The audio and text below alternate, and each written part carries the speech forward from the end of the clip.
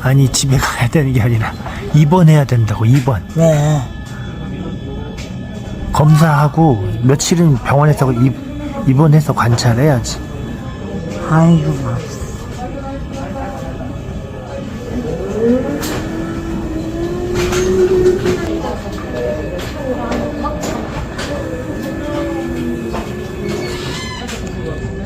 왜 자꾸 눈이 감겨? 답답해서 그래. 한없이 오래 있어. 다시. 얘들아, 안녕. 애들 이름 불러봐. 이미동, 이만성, 또 막내 아들. 막내아들, 막내 아들 이름. 막내의 이름, 응. 이름 뭐야? 임성순, 그건 엄마 남편. 아들. 아들, 응. 임성순, 크게 얘기해봐. 임성, 그건 아빠. 엄마, 아빠. 막내 아들. 막내아들, 응. 임성, 한. 다시. 임한성, 여기 쳐다봐봐서 얘기해. 그때 아래 왜 쳐다봐. 다시 이름 크게 불러봐. 이만석. 이만석, 그게 크게 한 거야? 이만석, 알았어. 입원 중에 더 심하게 진행해서 마비가 커졌습니다. 이런 일을 겪으면서 평화로웠던 일상이 한순간에 무너졌고 너무나도 충격을 받았습니다. 온 가족들은 쇼크 상태에 빠졌습니다. 뇌경색은 무서운 것입니다. 그리고 모두가 골든타임 4시간 반을 이야기하지만 사실 수면 중에 뇌경색이 시작될 수도 있기 때문에 정확하게 몇 시간이 지났는지 알기 힘든 경우가 대부분입니다. 낮에 활동 중에 갑자기 마비 증세가 와서 뚜렷하게 발병한 시간을 알 수 있는 경우는 많지 않습니다. 저희 어머니도 아침에 조금만 더 일찍을 발견했더라면 하는 아쉬움이 남습니다. 하지만 새벽부터 이미 혈관이 막히기 시작했을 수도 있습니다. 그날 저는 아침에 엄마가 그냥 졸려서 잠이 덜 깨서 목소리가 저렇게 졸려 보인다고 생각을 했던 것입니다. 저는 엄마에게 어젯밤에 잠을 제대로 못 잤냐, 그래서 컨디션이 좋지 않으면 오늘은 교회를 가지 말고 비디오로 예배를 보는 것이 어떻겠냐라고 했습니다. 하지만 엄마는 꼭 교회를 가야겠다고 했습니다. 그때가 오전 9시였는데요. 10시경에 큰 누나가 엄마를 모시러 오기로 했었고 저는 엄마와 함께 아파트 계단을 내려와서 엄마가 아파트 앞에 화단에 앉아있는 것을 확인을 했습니다. 개 2마리를 오전 10시에 미용을 맡기러 가야 했기 때문에 저는 개들을 미리 운동을 시키고 바로 동물병원으로 갔습니다. 그렇게 아침에 개들 때문에 정신을 빠져있다 보니까 정작 중요한 엄마의 상태를 놓치고 말았습니다. 저는 그냥 어제 잠을 잘 못 주무셨나 보다라고 생각을 했던 것이었고 그것이 뇌경색 전조 증상이었다는 것은 전혀 짐작조차 못했습니다. 80대 노인에게 있어서 평상시보다 유난히 기운이 없다거나 너무 졸린 듯한 말투, 이것이 뇌경색의 전조 증상일 수도 있다는 것을 의사인 저도 생각을 하지 못했습니다. 말이 어눌하잖아. 다시 상계광림교회 해봐. 상계광림교회, 죽향국민학교. 국민학교. 다 괜찮아. 뭐 혀 내밀어봐. 우 해봐. 우.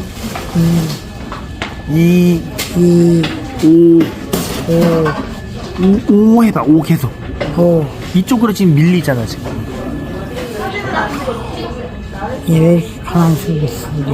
그래서 더 부끄럽습니다. 보통 뇌경색은 입이 돌아가거나 한쪽 팔에 힘이 빠진다거나 발음이 샌다거나 하는 경우가 많은데 그날 아침 어머니는 단지 졸리고 기운이 없어 보이기만 했던 것입니다. 그날 만약 교회를 가지 않았다면, 그리고 제가 개를 운동을 시키지 않았다면 더 빨리 발견하지 않았을까라는 후회가 됩니다. 엄마는 평상시처럼 교회에서 아기들이 예배를 보는 잠옷실 바닥에 앉아서 예배를 봤다고 하고요. 저희 누나는 같은 층 예배실 의자에 앉아서 따로 예배를 보았다고 합니다. 그리고 예배가 끝나고 12시가 넘었는데 교회 안에서 엄마의 모습이 점점 이상해 보여서 누나는 바로 엄마를 차에 태우고 오면서 저에게 전화를 걸었습니다. 그래서 대학병원에 가기로 하고 동부간선도로를 타고 오다가 바로 올 수 있는 병원인 순천향병원으로 오게 되었습니다. 중간에 저는 혹시나 하는 마음에 서울대학병원에 전화를 해보았는데요.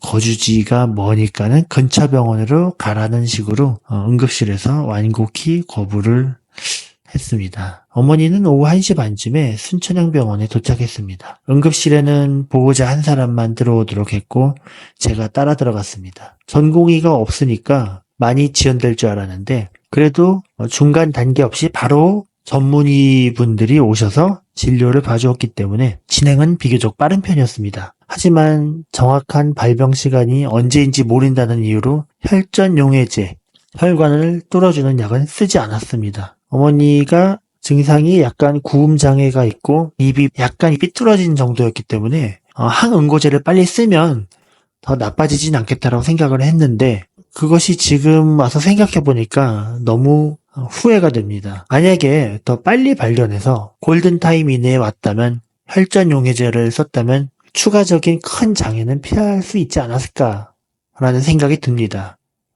고령의 환자여도 골든타임 이내라면 혈전용해제를 못 쓰는 것은 아니라고 합니다. 만약에 발병 시간이 한두 시간밖에 안 됐다라고 얘기를 했다면 혈전용해제를 쓰지 않았을까라는 생각까지 하게 됩니다. 이런 생각을 하게 된 이유는 입원하고 나서 3일 정도 지나면서 갑자기 뇌경색이 더 크게 진행을 했기 때문입니다.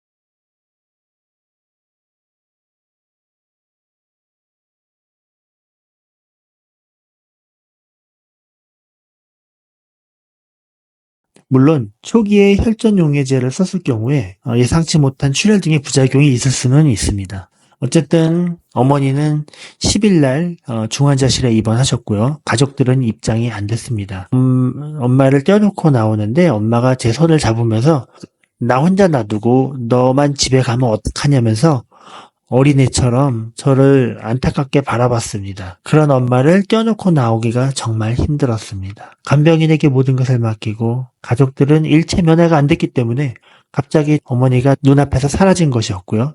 꼭 돌아가신 것 같은 느낌을 받았습니다. 다만 영상통화는 허락되어서 얼굴과 목소리는 들을 수 있었습니다. 영상 통화 뭐라고? 해야 돼. 영상 통화 해야 돼.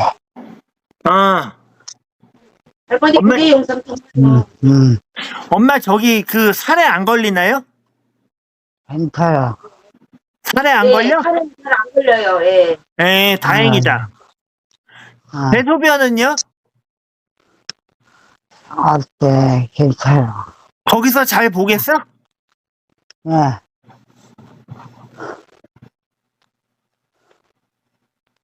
아, 소변은 소변줄을 꼽았으니까 그래요? 예, 소변 안 듣고지 대변은 안 봤어요. 아이고, 대변 안 봤어요? 예. 예. 여기 영양색 좀 놔달라고 하면 좋겠다. 아이, 알겠습니다. 그래. 음, 아이고, 불러라. 음. 하지만 급하게 안 좋아진 어머니를 보고 저희는 밖에서 발만 동동 구를 수밖에 없었습니다. 4명이나 되는 자식들이 하루에도 수차례씩 전화를 걸고 거기다가 교회 사람들, 친척들까지 전화를 자꾸 거니까 매우 귀찮았을 것 같기도 한데도 돌봐주시는 간병인과 간호사분들이 친절하게 받아주었습니다.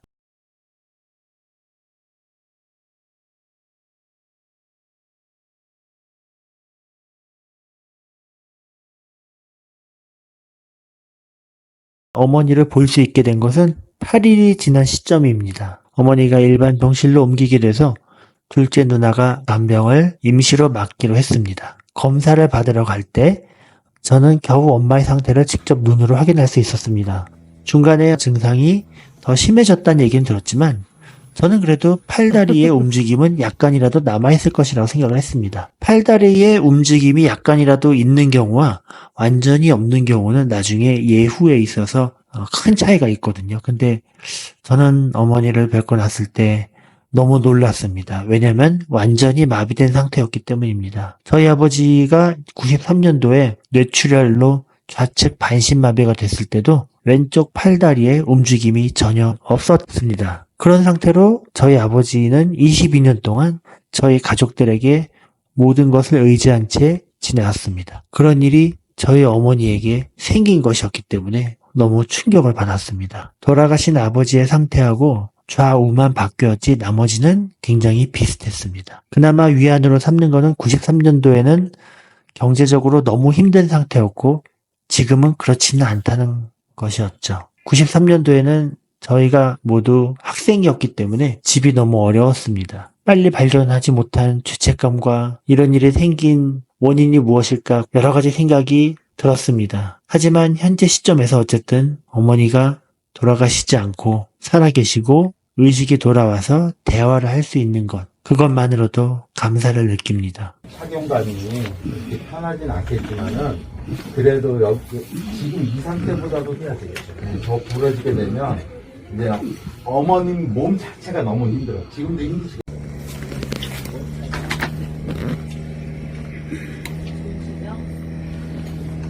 먹을 거야, 엄마? 숟갈 들어봐봐. 숟갈 들어.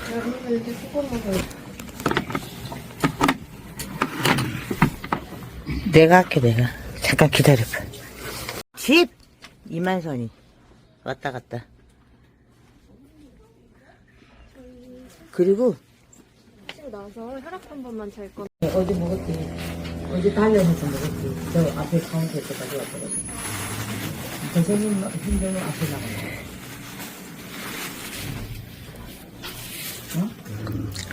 엄마, 어때? 눈 좀 크게 떠봐.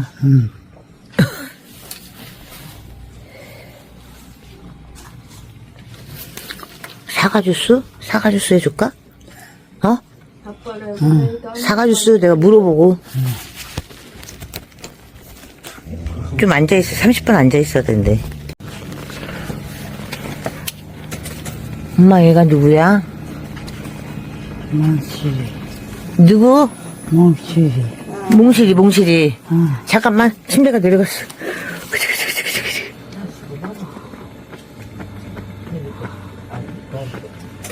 몽실이 맞아.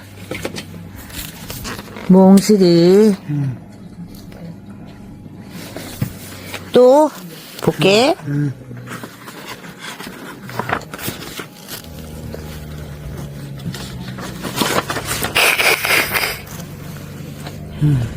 몽실이. 몽실이 맞아? 몽실이야?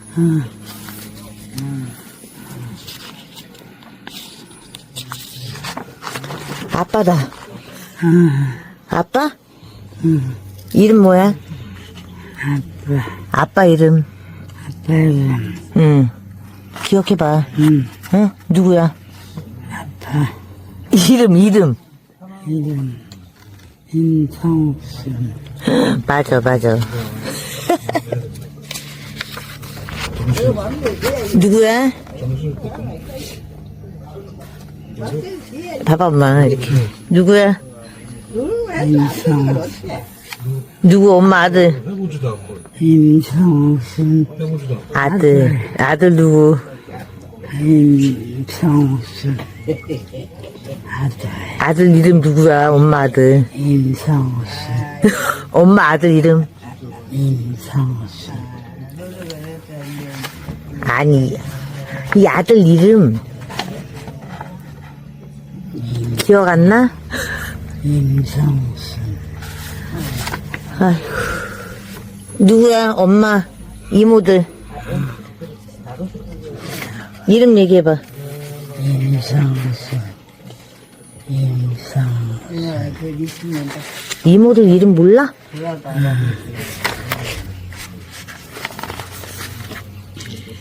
어이구. 여기 엄마. 누구야, 여기, 여자. 여기. 임성순만 계속 얘기해, 아빠 이름. 이거 누구야? 이거 리치 칼튼. 엄마, 이거 누구야? 엄마 이름. 엄마 이름. 엄마 이름. 엄마 이름. 인성수. 엄마 이름. 엄마 이름 몰라? 뭐?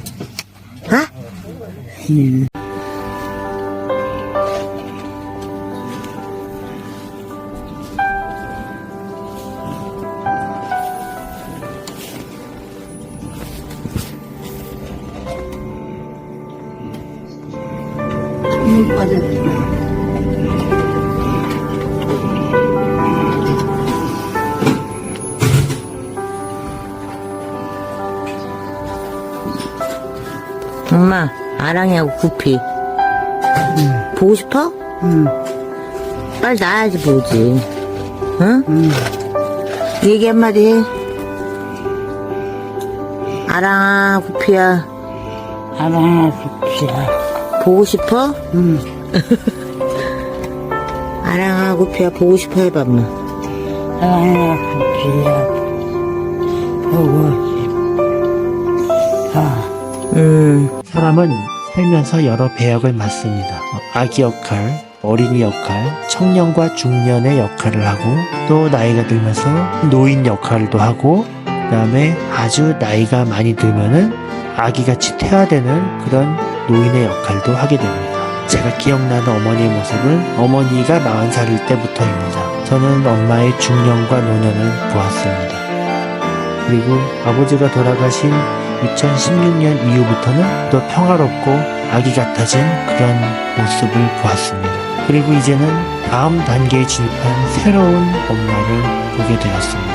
처음에 뇌경색 진단 소식을 듣고 이제 소파에 앉아 대화를 나누던 엄마의 모습과 목소리를 이제 더 이상 듣고 볼 수 없다는 것에 너무 충격을 받았습니다. 늘 있어왔던 존재가 사라진 느낌이었습니다. 하지만 이제 엄마가 새로운 배역을 맡은 모습 그대로 받아들입니다. 엄마에게 어떤 장애가 남고 어떤 모습으로 변하더라도 저희는 엄마를 있는 모습 그대로 사랑하고 편안하게 모실 겁니다. 덕순 여사는 엄마를 끔찍하게 사랑하고 위해주는 자녀가 4명이나 있습니다. 그 4자녀가 모두 엄마를 위해서 뭉쳐서 열심히 노력하고 있습니다.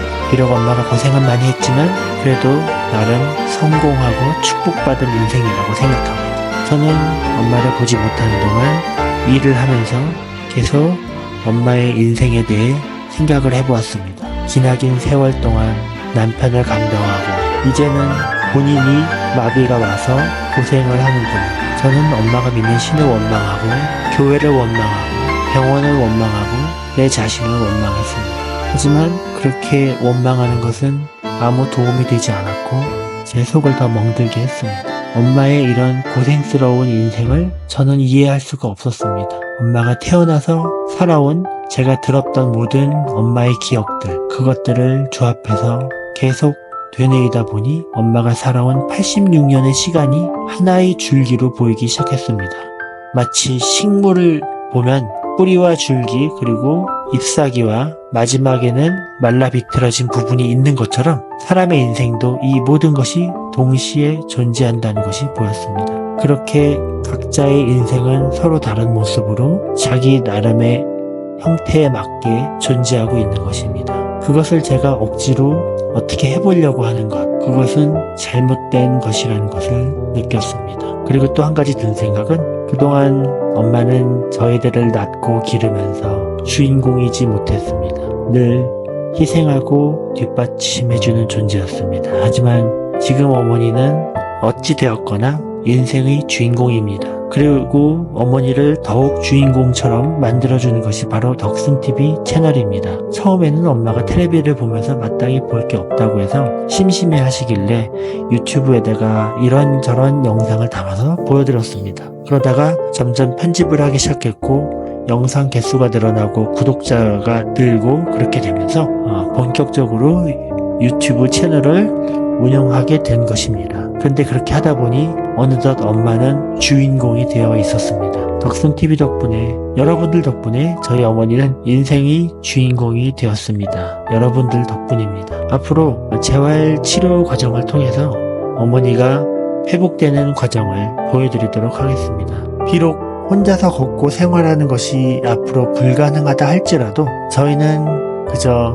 옛날에 아버지를 모셨던 것처럼 엄마가 휠체어에 앉아서 맛있는 식사를 하고 TV를 재밌게 보고 가끔 산책도 나가고 좋은 음식점에 가고 구경도 갈 수 있는 정도만 되어도 만족합니다. 여러분들도 응원해 주시기 바랍니다. 오늘 오랜만에 올린 영상을 시청해 주셔서 감사합니다.